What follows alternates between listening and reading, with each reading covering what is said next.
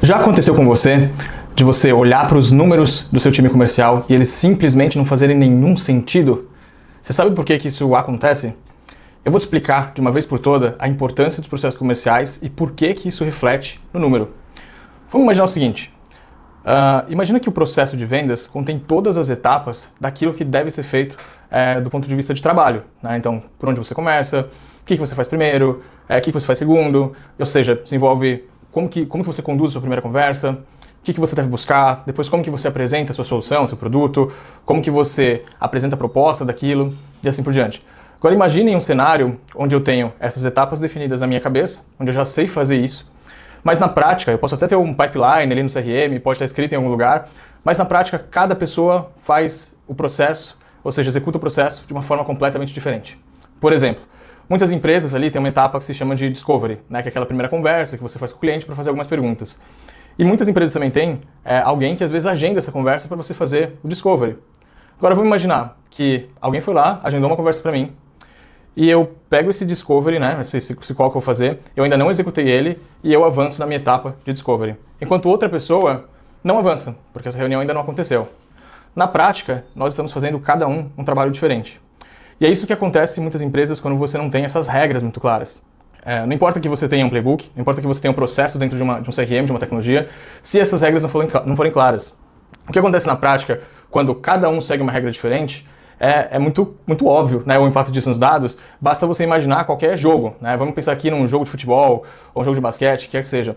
Imagina que cada um desses jogos, assim, se a gente falasse dessas regras principais, por exemplo, aqui é o gol, aqui é a cesta, mas na hora de executar esse jogo, a gente seguisse regras diferentes. Por exemplo, para esse time aqui não tem escanteio, para esse aqui não tem lateral, para esse aqui não tem falta.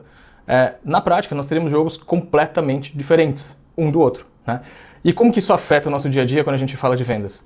Se a gente tem um time comercial, uma equipe, onde cada um executa o processo de uma forma diferente, então o que eu vejo de coisas muito comuns? Por exemplo, chega numa fase de apresentação de proposta, né? Um vendedor vai lá e apresenta a proposta, o outro vai lá e faz uma demonstração super completa de tudo que pode acontecer, o outro só faz uma apresentação específica e pontual, o outro nem apresenta, ele só manda a proposta. Na prática, nós estamos jogando jogos completamente diferentes. Outro exemplo aqui para vocês, para ver se acontece com vocês, né? Quando a gente vira e fala o seguinte, vou prometer uma venda, né? Vou colocar isso aqui nas últimas etapas aqui do meu funil e vou falar que tá para fechar. Aí um pensa assim, bom, eu acho que vai fechar, porque, tá quente, o gestor me deu alguns sinais, ele tá empolgado, acho que vai. O outro vira e fala assim, não, eu não vou, eu só vou avançar a hora que tiver assinado. Aí outro vira e fala assim, eu acho que sim, porque ele me deu tal sinalização. Cara, vai acontecer a mesma coisa em todas as etapas. Tem vendedor, né, que vai lá e pega a proposta e manda por e-mail, tem vendedor que não manda por e-mail, tem vendedor que agenda um próximo passo, tem vendedor que não agenda um próximo passo depois de cada conversa.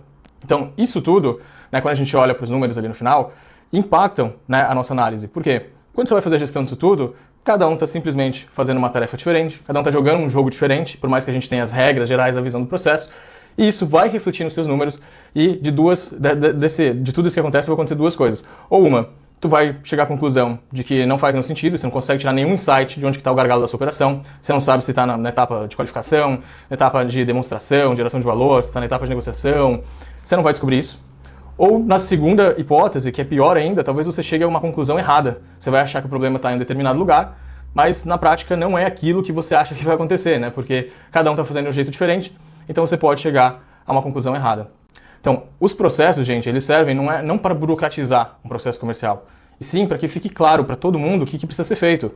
Como que eu começo a montar esse processo? Cara, se você está começando agora a estruturar o seu processo comercial, a primeira coisa que você tem que saber fazer é vender o teu produto, a tua solução, e entender como que se vende, né? O que você precisa fazer, quais são todas as etapas, é um único decisor, são múltiplos decisores, se você tem que fazer um discovery, 2, 3, 4, se apresenta a proposta ou não, como que você apresenta.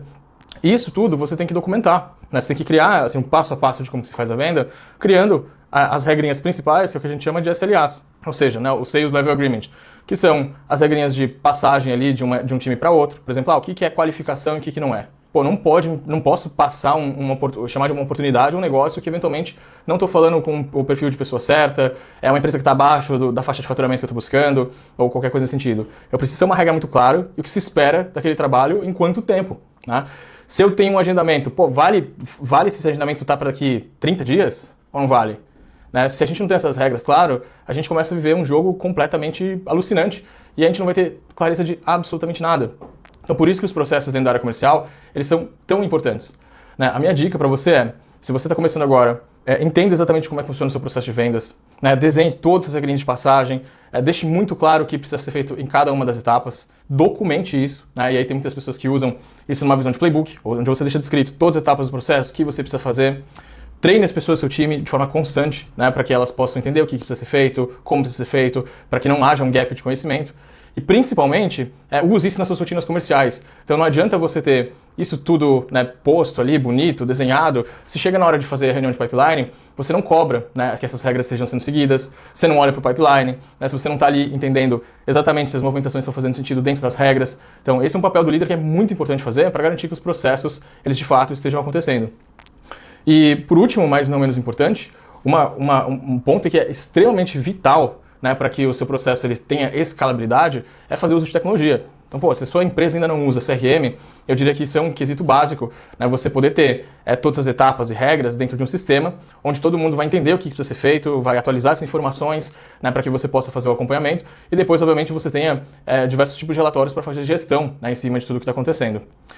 Além disso, você ainda pode usar uma série de outros stacks que hoje em dia podem complementar, de inteligência artificial, para ajudar o preenchimento do CRM, para ter mais clareza das informações, para pegar já direto ligação, outros insumos, né, para você alimentar toda a parte de produção, né, de atividades dos vendedores, para que você tenha mais confiança nessa informações.